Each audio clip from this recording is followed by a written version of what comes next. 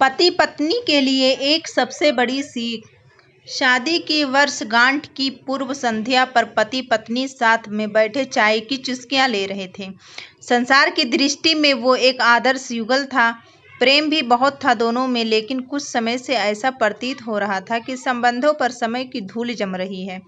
शिकायतें धीरे धीरे बढ़ रही थी। बात करते करते अचानक पत्नी ने एक प्रस्ताव रखा कि मुझे तुमसे बहुत कुछ कहना होता है, लेकिन हमारे पास समय की नहीं होता एक दूसरे के लिए। इसीलिए मैं 2 डायरियां ले आती हूँ और हमारे जो भी शिकायतें हैं हम पूरा साल अपनी अपनी डायरी में लिखेंगे। अगले साल इसी दिन हम एक दूसरे की डायरी पढ़ेंगे ताकि हमें पता चल सके कि हममें कौन सी कमियां हैं, जिससे कि उसका पुनरावर्तन ना हो सके। पति भी सहमत हो गया और विचार तो अच्छा है। डायरियां आ गई और देखते ही देखते साल बीत गया। अगले साल फिर विवाह की वर्षगांठ की पूर्व संध्या पर दोनों साथ बैठे, एक दूसरे की डायरियां ली। पहले आप की मनोहर आई। आखिर में महिला प्रथम की परिपाटी के आधार पर पत्नी की लिखी डायरी पति ने पढ़ना शुरू की।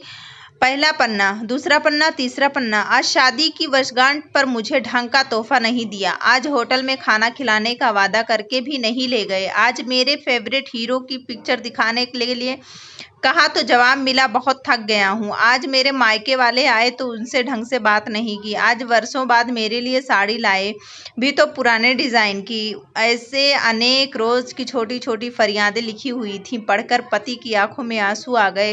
पूरा पढ़कर पति ने कहा कि मुझे पता ही नहीं था मेरी गलतियां का। मैं ध्यान रखूंगा कि आगे से इनकी पुनरावृत्ति ना हो। अब पत्नी ने पति की डायरी खोली। पहला पन्ना कोरा, दूसरा पन्ना कोरा, तीसरा पन्ना कोरा। अब 2-4 पन्ने साथ में पलटे, वो भी कोरे। फिर 50-50 पन्ने साथ में पलटे तो वो भी कोरे। पत्नी ने कहा कि मुझे पता था कि तुम मेरी इतनी सी इच्छा भी पूरी नहीं कर सकोगे।